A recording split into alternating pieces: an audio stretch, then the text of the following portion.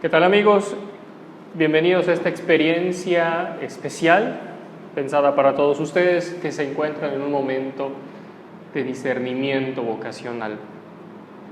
Con ustedes me ha tocado compartir esta charla en la que me parece abrimos la reflexión recurriendo precisamente al lugar en donde encontramos con total certeza que Dios ha hablado, la Sagrada Escritura.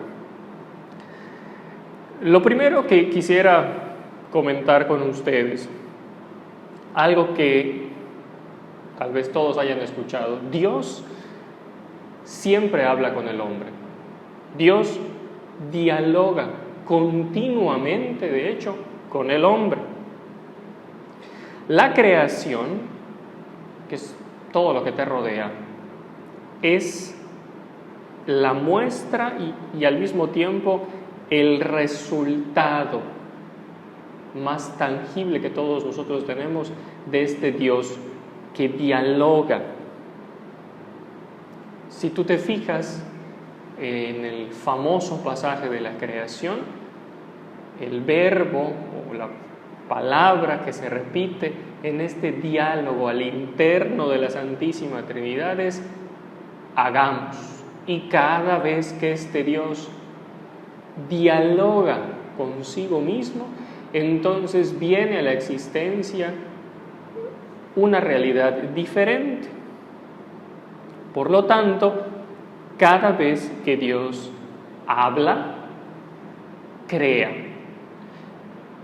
Esta es la certeza que tú tienes de que este Dios en el que nosotros creemos está continuamente dialogando con la realidad. Digo esto porque nosotros nos hemos quedado en muchas ocasiones con una idea estática de la creación. Es decir, pensamos que Dios crea los árboles y que estos árboles que aparecen mencionados en el Génesis cuando se habla de la naturaleza son exactamente los mismos árboles que te rodean a ti o a mí hasta el día de hoy. Cada vez que Dios crea, cada vez que Dios, coloca algo dentro de la realidad, a ese ser le otorga un objeto, un objetivo o una misión. Y esta es la parte importante. Esa misión otorgada a ese ser que ha venido a la creación debe de ser realizado. Y por lo tanto, de su creación al cumplimiento de su misión, existe una sana tensión. La naturaleza, por ejemplo, está en un continuo movimiento y lo podemos observar en las estrellas, en el crecimiento de los seres que nos rodean. Es esta tensión a la que yo hago referencia. Dicha tensión, dicho crecimiento supone esfuerzo, tensión, trabajo de ese ser creado para lograr alcanzar su objetivo. Es decir, un árbol de manzanas es puesto en la creación por Dios y nosotros somos testigos de ese cumplimiento de la misión en el ejemplo que coloco, viendo cómo este árbol se desarrolla al punto de cumplir su misión, que es otorgarnos a nosotros los nutrientes necesarios para entonces sostener nuestra vida. Lo mismo sucede entre las personas. He partido del ejemplo más obvio porque es el más evidente, que es el que nos rodea, el de la naturaleza. Sin embargo, esto también sucede a nivel de personas, solo que a nivel de personas nosotros le llamamos misión, pero a este ser creado le llamamos vocación. Escuchar, descubrir, conocer nuestra misión supone una sana tensión. Es decir, este mover nuestro ser, ¿por qué no decirlo incluso? Sacarnos de quicio para llevarnos al cumplimiento de esta misión, como todos estos ejemplos que te he colocado de lo creado. Hoy nosotros, recurriendo al ejemplo de hombres que encontramos en el Antiguo Testamento, yo te quisiera presentar concretamente 4. ¿Quiénes son? Profetas, que son Isaías, Jeremías, Oseas y Jonás.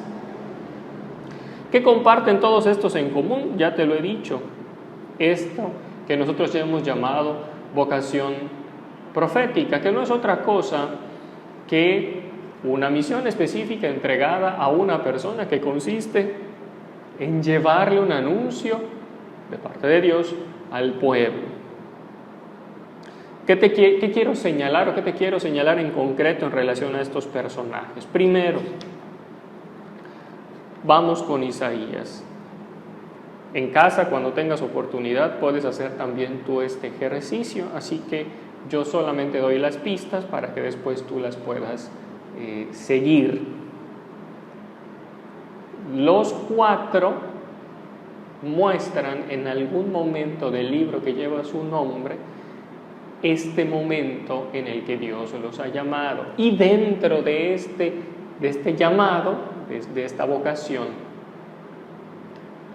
vamos a notar cómo el profeta sufre una tensión con un contexto muy diferente.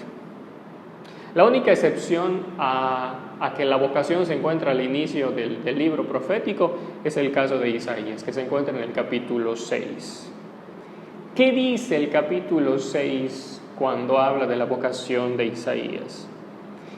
Que Dios lo llama en el momento en el que muere el rey de Israel, el rey Osías. Perdón, no el rey de Israel, el rey de Jerusalén, el rey Osías. Esto así a primera impresión no diría mucho, pero la muerte de este rey genera una crisis, porque después de la muerte de este rey, una potencia que se llama Siria va a atacarlos. Es decir, este personaje nace en el momento en el que existe un caos político que será aprovechado para una guerra. Dios lo llama en un momento y en unas circunstancias complicadísimas. ¿Y cuál es la respuesta del profeta Isaías ante este llamado que Dios le hace en estas circunstancias complicadísimas? La respuesta de Isaías es: soy un hombre de labios impuros que vive entre gente impura. Es decir, el profeta se siente indigno y entonces Isaías prefiere mantenerse así. La conciencia de la propia impureza le hace mal y prefiere Isaías evitar el conflicto consigo mismo, la tensión, a responder a la voz de ese Dios que lo llama. ¿Qué pasa con Jeremías? Pues a Jeremías no le va mucho mejor. Jeremías nace en el momento en el que una potencia todavía más grande que la anterior, que se llama Babilonia, no solamente va a invadir, sino que va a arrasar con la ciudad en la que viven. Después de esa guerra contra Babilonia no queda piedra sobre piedra, literalmente. ¿Cuál es la respuesta de Jeremías? Señor, yo soy un muchacho. Es decir, Dios saca de quicio los tiempos de Jeremías.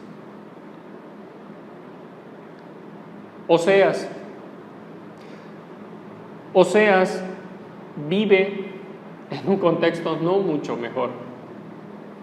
A él se le pide, Dios le pide como signo de su profecía, casarse con una prostituta, nada más y nada menos. Con el contexto marginal que el matrimonio con una mujer que afronta esta situación conlleva.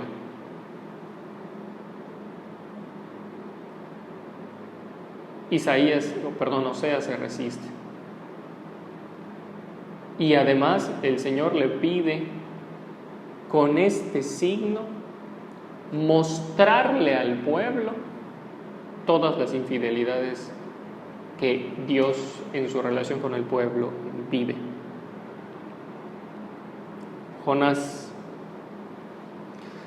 A Jonás el Señor le pide nada más y nada menos irle a predicar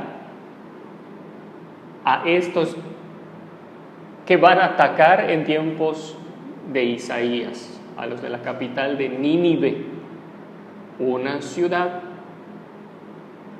que es la capital, te digo, de este imperio que ha atacado y ha hecho sufrir al pueblo. Y Dios lo manda precisamente con los grandes enemigos.